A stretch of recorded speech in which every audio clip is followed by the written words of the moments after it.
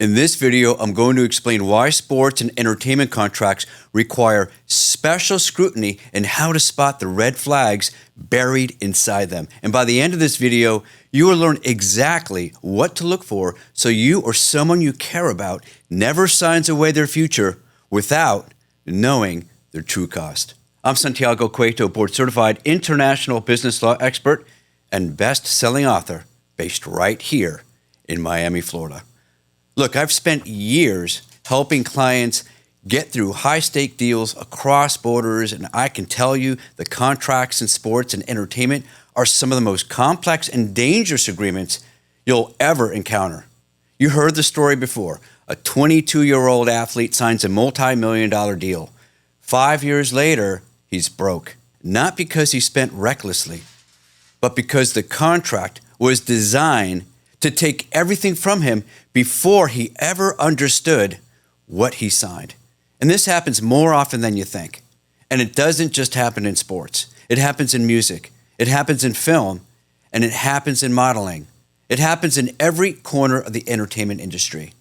Most business contracts follow a familiar structure.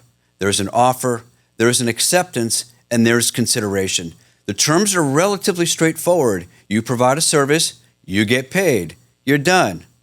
Sports and entertainment contracts don't work that way. These agreements involve something deeply personal. They involve your name, your likeness, your voice, your image, your brand. They involve rights that once signed away can nearly be impossible to reclaim.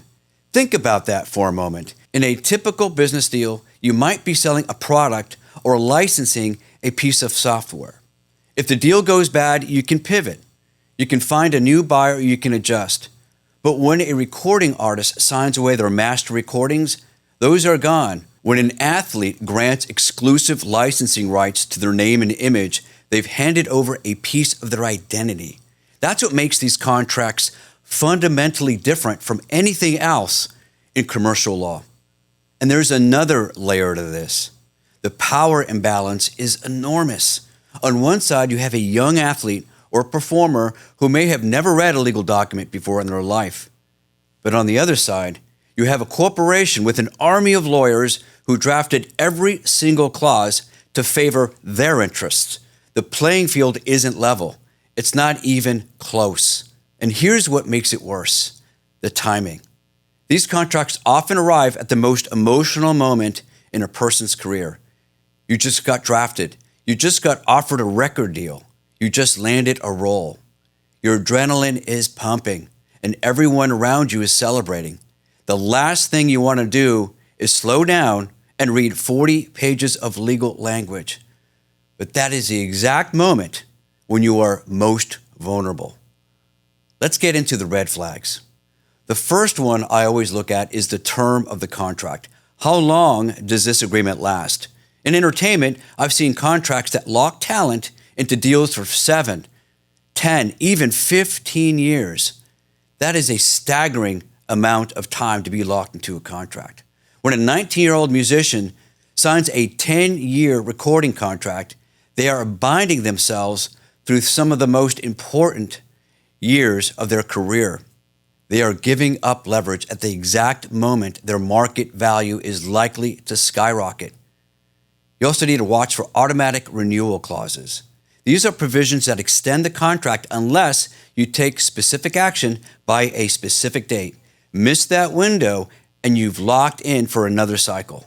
I've seen artists trapped for years because they didn't know about a 30-day notification requirement buried on page 26 of that 40-page contract. Now, the term of any contract should reflect a fair exchange. If someone is asking you to commit for a decade, you better be getting compensated like it. This brings me to the second red flag: compensation. This is where things get really tricky. On the surface, the numbers might look great: a signing bonus, a base salary, performance incentives. But the devil is always in the details. Let's talk about net versus gross for a moment. In the music industry especially, artists are often paid based on net profits rather than gross revenue. That distinction is critical. Gross revenue is the total money that comes in. Net profit is what's left after all expenses are deducted. And guess who gets to define what counts as an expense? That's right, the label, the studio, the promoter, not you. I've reviewed contracts where the expense deductions were so broad that an artist generating millions in revenue received almost nothing in royalties. The accounting was technically legal, but it was designed to minimize the artist's share at every turn. In sports, watch for salary structures that defer compensation far into the future. Deferred money sounds fine until you realize it may not be guaranteed. And if the team cuts you, if the league folds, if the organization restructures, that deferred money might just vanish. So always ask the question, what do I actually take home and when? Now, if you're finding this information valuable, do me a favor, hit that like button and subscribe to this channel. I put out content regularly to help you protect yourself in business and legal situations. A like and subscribe helps more people find these videos, and that means more people avoid making costly mistakes. All right, let's keep going. The third red flag, and this one is massive, is the intellectual property clause. Specifically, who owns what you create and who controls your likeness. In music, the ownership of master recordings has destroyed entire careers. When a label owns your masters, they control how your music is distributed, licensed and monetized. You created the art, but they own it. You want to use your own song in a personal project? You might need their permission. That's the reality. In sports, name, image, and likeness rights have become a billion-dollar battleground. College athletes are now entering NIL deals without experienced representation. They're signing agreements that grant companies sweeping rights to use their face, their name, and their personal brand in ways they never anticipated. Some of these deals look generous up front, but the long-term cost of giving up control over your own identity can be devastating. Here's what you should look for.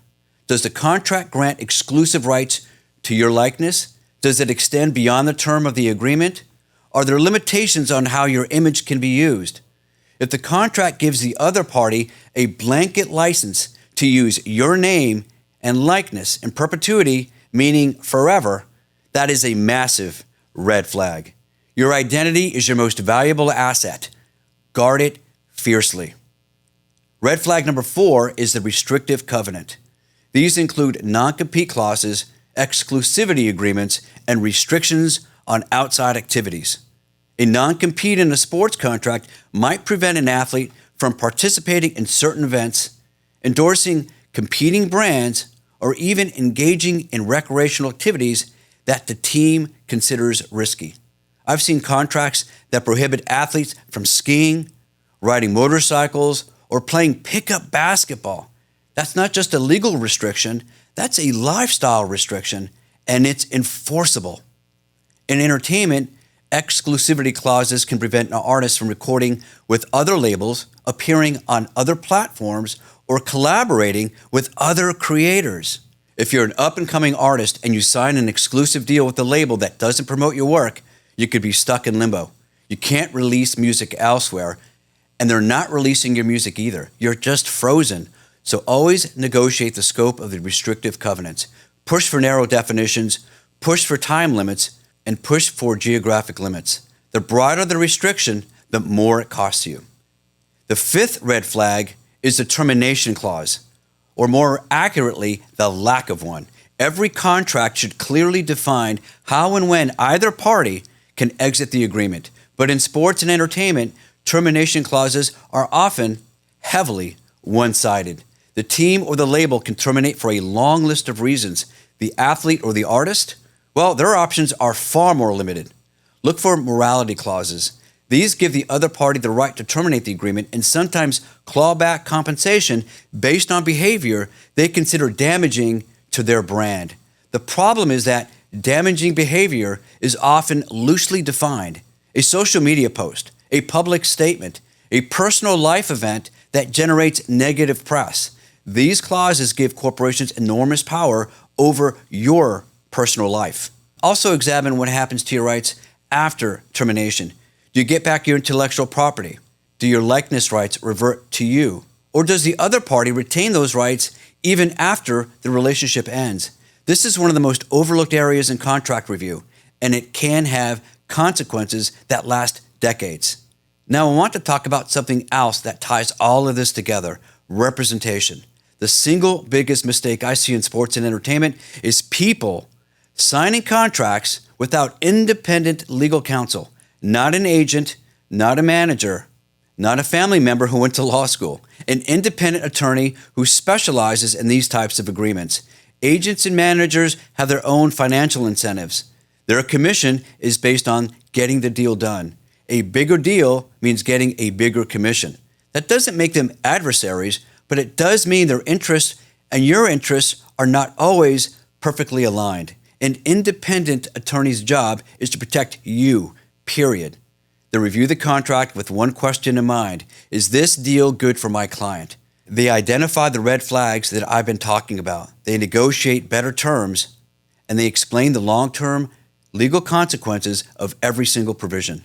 I've seen clients save millions of dollars and years of headache simply by hiring the right attorney before signing. That one investment in proper legal review can change the entire trajectory of a career. If there's one thing you take away from this video, let it be this: never sign a sports or entertainment contract without it being reviewed by an independent attorney who understands this space. The cost of that review is a fraction of what you'll lose if you sign a bad deal. Listen, the sports and entertainment industries are full of opportunity. They can be life-changing, but the contracts that come with those opportunities are designed by sophisticated parties who know exactly what they're doing. You need to know what you're doing too. Remember the red flags. Watch the term and duration. Scrutinize the compensation structure. Protect your intellectual property and likeness rights. Negotiate restrictive covenants, and demand fair termination provisions. And above all, get independent legal representation before you sign anything. If this video helped you, please hit that like button and subscribe to my channel. Sharing this video could help someone you know avoid a devastating contract mistake. And if you have a question about a deal that you're considering, don't wait until it's too late.